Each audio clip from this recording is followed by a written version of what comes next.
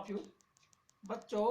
Class 11th की physics में आजकल मैं आपका पहुंचा हूं जो चैप्टर हमारा 2 चल रहा हमारा मात्रक एवं मापन। हमारा अच्छा चल रहा है, मात्रक एवं मापन चल रहा है। इसके अंतर्गत मैंने आपको अभी तक जो है कल परसों जो मैंने आपको बताए थे, तो 2-3 दिन मैंने लगा था मेरी वीडियो थी, वो बहुत इंपॉर्टेंट आपकी थी। उसमें आपको मैंने बताया था लंबन के बारे में, बताया था लंबन क्या होता है, फिर आपको बताया था लंबन विधि, ठीक है ना। उसके बाद मैं आपको बताया था ग्रहों की आमाप या व्यास ज्ञात करना, वो बताया था। उसके बाद देखो एक आपको आधारक के बारे में बताया था।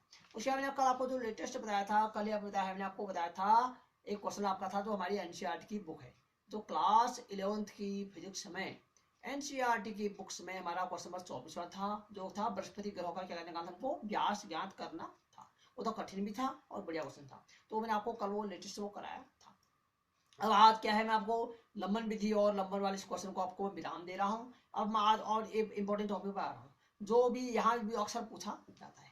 हमारे 11th की फिजिक्स में ही जो चैप्टर 2 में हमारा एक जो टॉपिक है, बहुत ही इंपॉर्टेंट टॉपिक है, मोस्ट इंपॉर्टेंट टॉपिक। यहाँ से भी अक्सर आपका एक क्वेश्चन तो आपका पक्का आना है यहाँ से, कभी थ्योरिकल आएगा कभी न्यूमेरिकल आएगा, तो वो हमारा है सार्थक अंक, ठीक है। तो सार्थक अंक होता क्या है इसके बारे में आपको समझाऊंगा मैं। सार्थक अंक की परिभाषा क्या होती है, उसके कुछ नियम भी होते हैं। सार्थक अंक ज्ञात करने कुछ नियम होते हैं, वो आपको नियम बताऊंगा, कुछ आपको उदाहरण समझाऊंगा। इसके बाद आपको इसके कुछ न्यूमेरिकल कराऊंगा। तो आपका इस प्रकार से मेरा एक दो दिन की वीडियो मेरी सार्थक अंक पर आपकी रहेगी, ठीक है। तो आज बताऊंगा मैं आपका, ये भी बहुत इंपॉर्टेंट आपका इंपॉर्टेंट क्वेश्चन है, आपका 2 अंक या 3 अंक का यहाँ से पूछा। तो देखिए आज का टॉपिक क्या है मेरा, सार्थक अंक, ठीक है। इसकी परिभाषा बताऊंगा वो होती क्या है। सार्थक अंक की परिभाषा क्या होती है, मैंने आपको ये बताऊंगा, ठीक है। डेफिनेशन तो क्या होता है, ऐसे अंक जो मापक यंत्र की यथार्थ के अंतर्गत उस राशि के मान को व्यक्त करते हैं, सार्थक अंक कहलाते हैं। कौन से अंक कहलाते हैं, कह रहा है ऐसे अंक जो मापक यंत्र की यथार्थ, जो यथार्थ मान बताते हैं, जो एक्चुअल मान बताते हैं के अंतर्गत उस राशि के मान को व्यक्त करते हैं, सार्थक अंक कहलाते हैं। अच्छा, बहुत सारे होते हैं, आपको मैं आपके अभी समझाऊंगा। जैसे आपका है आपका 3.46 आपका एक संख्या हमारी है 3.46 है। तो इसमें क्या है, जो हमारे ये हमारे एक्चुअल मान बता रहा है, जो हमारे मापक यंत्र होता है उसके द्वारा हमारा जो मान होता है, इसका मान क्या होगा 3.46 होगा। तो इसमें आपके क्या होंगे, इसमें आपके 3 सार्थक अंक होंगे। इसी प्रकार से हो सकता हमारा है 255 है हमारे से आपका, ठीक है। या इसको 2554 कहते हैं, ठीक है ना।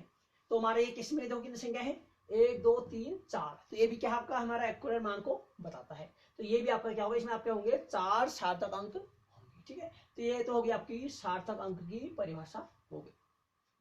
अब बता दो मैं आपको सार्थक अंक के नियम बता दूं, ठीक है। नियम आपके इसमें कुछ नियम होते हैं, 5-6 नियम इसके हैं, और नियम से आपको समझ में आ जाएगा। सार्थक अंक का पहला नियम क्या कहता है, सभी अशून्य अंक सार्थक अंक होते हैं। अशून्य माने जिसमें शून्य नहीं है, जिसमें हमारे 1 से लेके 9 तक नंबर है, अंक है, 1 से 9 तक हमारे कोई भी संख्या है लेकिन उसमें शून्य नहीं होता है, तो वो सब सार्थक अंक कहलाते हैं। ये क्या कहा, सभी अशून्य अंक सार्थक अंक होते हैं। जैसे देखो 1 2 3 4 है, या तो आप इसको कह देंगे 0.3964 है, या कह दो आप 4523 कह दो, ठीक है। ये क्या है, ये अशून्य है, इसमें कोई शून्य, तो यहाँ कोई शून्य नहीं है, इसमें आपका इसमें कोई शून्य नहीं है। तो जैसे इसके आपके इसमें 4 अंक है, देखो 1 2 3 4, इसमें भी आपके 4 अंक है। तो ये क्या करेंगे, सब सार्थक अंक कहलाएंगे। अर्थात जिनके बीच में शून्य, जो शून्य होते जिनमें, वो होते हैं सार्थक अंक कहलाते। नियम नंबर 2 में आते हैं। 2 क्या कहता है, संख्या, ठीक है। अब दूसरा कहता है संख्या के आरंभ में आने वाले शून्य सार्थक अंक नहीं होते हैं। और कोई संख्या के आरंभ में हमारा क्या था, शून्य आ जाता है, स्टार्ट में आपका शून्य आता है, उसके बाद आपके अंक आते हैं, तो वो शून्य वह आपका सार्थक अंक नहीं कहलाता है। ये देखो आपका क्या है, आपका 052 है, यह हमारा है, ठीक है। 0.1 यहाँ पर हम कौन यहाँ लगाते हैं, हमने कहा 0.0175। देखिए आपका, देखो यहाँ पर आपका क्या है 052 है ना, पर से जो 052 है, तो यहाँ पर क्या आपका देखो कुल अंक 3 है, इसमें देखो ना 1 2 3 है, लेकिन हम 0 नहीं गिनेंगे। यहाँ पर हम क्या करेंगे, 0 को सार्थक अंक नहीं मानेंगे। तो क्या आएंगे यहाँ पर हमारे 5 और 2, यानी यहाँ पर आपके 2 ही सार्थक अंक होंगे, क्योंकि यहाँ पर 0 आपका सार्थक अंक नहीं गिना जाएगा। तो वही यहाँ कहता है संख्या के आरंभ में आने वाले शून्य सार्थक अंक नहीं होते। यानी आपका 52 आपकी संख्या है, इसके आगे शून्य आ गया है, तो ये सार्थक अंक आपका नहीं होगा। तो यानी इसका अर्थात क्या है, इसमें आपके 2 ही सार्थक अंक होंगे। वैसे आपका यहाँ पर है, तो यहाँ पर आपका 10 शून्य आ गया है, तो यहाँ इसको नहीं गिनेंगे, तो क्या कहेंगे 1 2 3, यानी इसमें आपके 3 सार्थक अंक होंगे।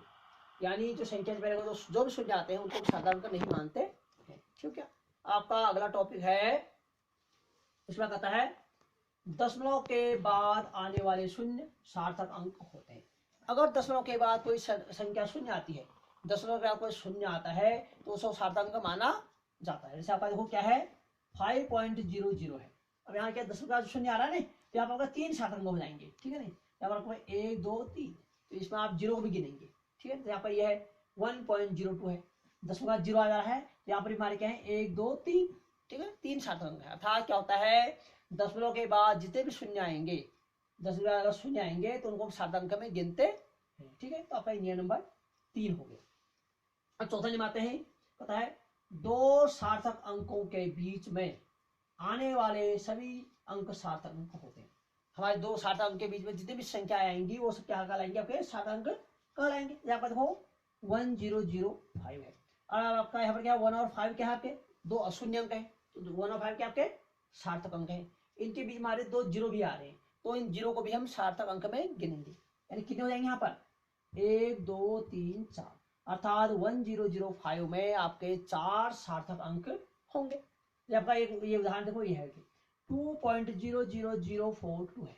ठीक है ना, तो यहाँ पर आपके 2 4 और 2 तो सार्थक अंक थे, अशून्य अंक है ना, तो लेकिन इनके बीच में क्या है 3 जीरो आ रहे हैं, तो हम इनको बीच में गिनाएंगे। तो कितने होंगे यहाँ पर 1 2 3 4 5 6। तो इस प्रकार से इसमें आपके 6 सार्थक अंक हो जाएंगे। यानी 2 अशून्य अंकों के बीच जो अगर शून्य भी आते हैं तो वो भी सार्थक अंक में गिने जाते हैं। तो ये हमारा नियम नंबर था आपका 4 था।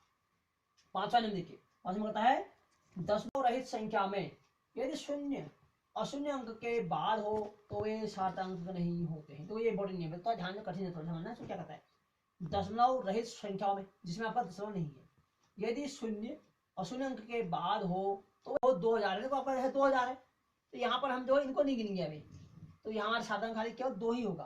ठीक है, यानी एक ही सार्थक अंक होगा यहाँ पर, क्योंकि इसमें दशमलव नहीं है। दशमलव नहीं होता है तो दशमलव के बाद अगर संख्या सीधी संख्या होती है तो उसमें जो जितने शून्य आते हैं आगे वो शून्य सार्थक में नहीं गिने जाते। जैसे आपका देखो यहाँ पर है 15000, देखो 15000 है, 15000 में आप क्या करेंगे तो 3 जीरो हमारे ये सार्थक अंक में नहीं आएंगे, ये 3 नहीं गिने जाएंगे, तो यहाँ सार्थक कितने जाएंगे हमारे 2 हो जाएंगे। तो यहाँ सार्थक क्या कहलाएंगे 1 और 5 के नहीं 2, तो यहाँ पर आपके 2 ही सार्थक अंक होंगे। ठीक हो गया, ये तो नियम अच्छा नियम है।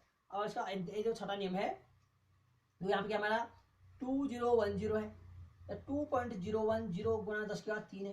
ठीक है ना, तो इन दोनों में क्या होंगे आपके 4 सार्थक अंक होंगे। यहाँ पर आपको 1 2 3 4 होंगे, यहाँ भी 1 2 3 4 होंगे। अर्थात क्या होगा 10 की घातों को सार्थक अंक में नहीं गिना जाता है। जिसके ऊपर 10 की घात आती है 10 की पावर आती है, आपका 10 की घात 6 आपका 3 है यहाँ पर, तो इसको हम सार्थक अंक में नहीं मानेंगे।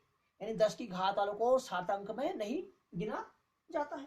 इस प्रकार से यहाँ दोनों में क्या होंगे, चाहे ये हो तो आपके इसमें क्या आपके 4 ही अंक होंगे। और एक चीज आपको देखिए ध्यान से आप कहेंगे, देखो यहाँ पर 0 आ गए हैं।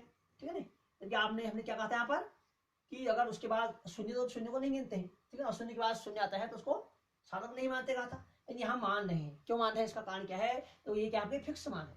और कोई मान को फिक्स दिया जैसे हमारा होता है, हमारा ये क्या है पाई का मान क्या होता है आपका 3.14 थोड़ी देर समझ ऐसे। ठीक है, जैसे देखा आपका देखिए जैसे आपका ये क्या है, तो इसमें क्या है आपका 0 के आगे कुछ भी हो सकता है।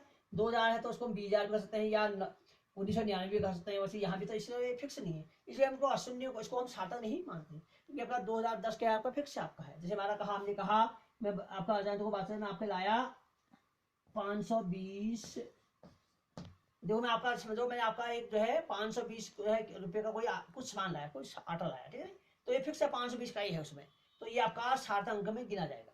तो यहाँ पर आपके क्या होंगे 3 सार्थक अंक आपके ये होंगे। लेकिन ऐसे मान क्या होते हैं जिसमें हमारा आगे का जो है संभावना नहीं कि आगे के बाद कितने भी शून्य हो सकते हैं, तो उसमें हम उसको हम सार्थक नहीं मानते हैं। तो यही दोनों में यही अंतर है। यानी आपका यहाँ पर आपका 2010 में आपके 4 सार्थक अंक हैं, जबकि आपके 2000 में केवल 1 ही सार्थक अंक आपका है। ठीक है, तो इसलिए जो है कुछ मान ऐसे होते हैं जो हमारे फिक्स होते हैं, जो हमारा मतलब लगभग वही होता है, वो मान फिक्स होता है, तो वो उनको हम सार्थक अंक में गिनते हैं। उसके बाद अगर 0 भी आता है, अगर संख्या के बाद 0 भी आता है तो 0 भी संख्या सार्थक अंक में गिना जाता